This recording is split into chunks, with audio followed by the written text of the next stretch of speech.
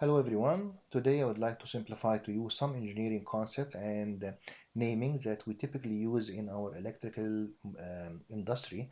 However, not everyone know and understand exactly what it is. So today I would like to introduce to you the arc resistance rating of a switchgear as per ANSI. So in the first place, what is arc resistant gear? Arc resistant gear is a standard switchgear that is could be built as per ANSI or per another standard. However, it is arc resistant, meaning that it can protect people if an arc happens. So it resists the arc. It does not allow the arc to go out of the gear and hurt people. And for this, it's called an arc resistant gear.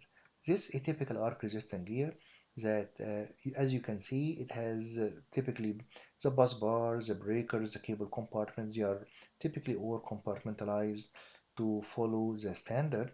However, the main important part to be an arc resistant is that it is quite rugged. Every door is very solid, as there are a lot of hinges, a lot of points of connection. The gauge of metal is very strong, and this will protect people from being hurt in case of an arc flash happening inside. So the doors cannot fly away. Energy from inside, like temperature and high and flames and so on, and melted material cannot be going out to the people and hurt them around the gear. And for this, there is always a degree of protection, and that's why standard has to be put in place to qualify whether the equipment can be rated as an arc resistant gear or not. And for this, ANSI C37.20.7 came into the play, in which they provided exact information about the way of testing a gear that allow to claim that it is arc resistant gear. And ANSI got this standard or got this through the IEEE guidelines for testing, in which they came into a solid identification of what type of testing have to be done, which we call it as type testing, so that you can prove that the equipment will be strong enough to protect people against arc fault, and people will be lives will be saved. They come up with two type of designs. One of them is called type 1. Type 1 is pretty much a protection for personnel that will be working in front of the gear.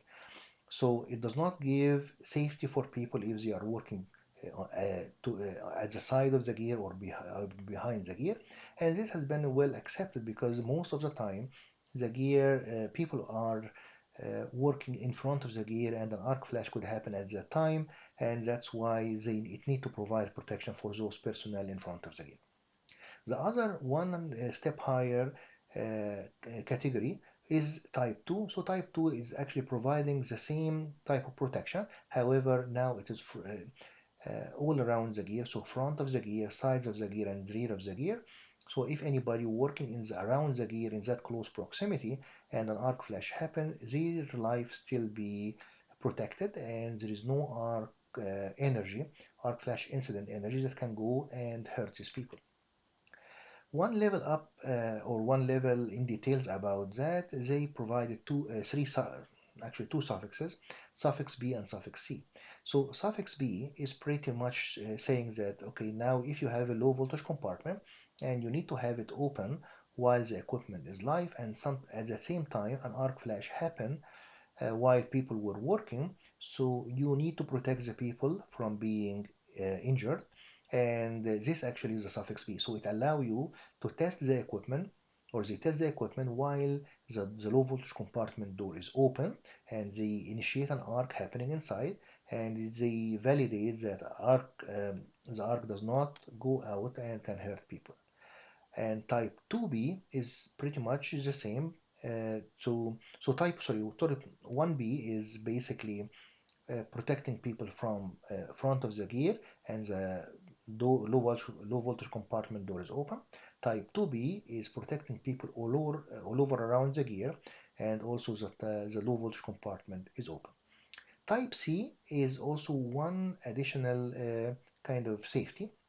It's mainly for the switch gear to have less damage inside. So it asks for that when an arc happens, there is no propagation of damages from one compartment to the other. And this can be again 1C or 2C. So 1C protection for personnel in front of the gear, but in case of damage happen, the arc does not propagate from one compartment to the other or one section to the other. And type 2C, again, protection all over around the gear, and an arc flash can happen. And if it happens, that people are protected, and fault does not propagate from one section to the other. Then the combination of two sides for both suffixes B and C can come together. So this means if you have type 2BC or 1BC, meaning that you have protection for personnel in front of the gear or around the gear, and the B and C, meaning that you can have a low voltage compartment open while the arc flash happen and you are still protected, and C is the limitation of damages between compartments. Type 1C or 2C or BC is normally a hard type of configuration that can be done because it requires a lot of um, I guess building of strong metal in between compartments and have everyone to be vent separately. So that's why we don't see it much in the market. We see more the type 2B, so protection for personnel in front and side and rear of the gear. And in case of an arc, people can also have the door low voltage compartment door open, but and they cannot get hurt. So this is normally the ones that are readily available in the market, and we have many type of gears in that like that. So how it get tested?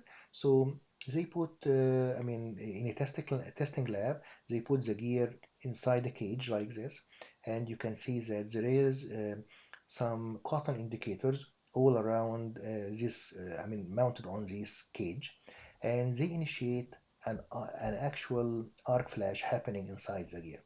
And so basically that gear get destroyed. This is what we call it as type testing. And in case there is any of these cottons get ignited during the testing, this means that the gear failed to protect against arc flash. It's not arc resistant anymore because it can get the energy out, and this can cause harm to people. And all the venting will go through the top, through a plenum, which is basically a strong boxes on the top, and then diverted through an exhaust duct. And this exhaust duct will vent all the fires out of the gear. And in this case, people are get saved. And this is a type of test that is done for any arc resistant rated switchgear as per ANSI. And for this, uh, we ANSI and IEEE have dictated some requirements that normally if a switchgear is rated 25 kA, when they do an arc flash test, it has to be also tested because this is a kind of the preferred level as well. So we want to test it to its maximum. So at 25 kA, it's also tested for arc flash at 25 kA. And if it is, say, 30 kA, tested for 30, 40, and so on. And the duration of the test, it's required to be for full half a second. You can say that half a second is very little time, but actually because of the build-up of the energy is very fast, and you cannot really sustain with any type of design a very long time. So half a second has been selected, and also because half a second normally covers that protection relays would be acting and breakers would be opening during that time, because normally an operation of a breaker could be maybe 50 milliseconds, and then you have also the protection relay could be acting in a fast way, maybe again I mean again detecting and allowing for the coordination and so on. So probably you have another 50 milliseconds, so a total 100 milliseconds. So zero point 0.5 seconds, which is 500 milliseconds, is good enough to protect the equipment and protect people. So that's why half a second is normally mandated by ANSI to be certified as ANSI type 1 or type 2 with suffix B or C or BC.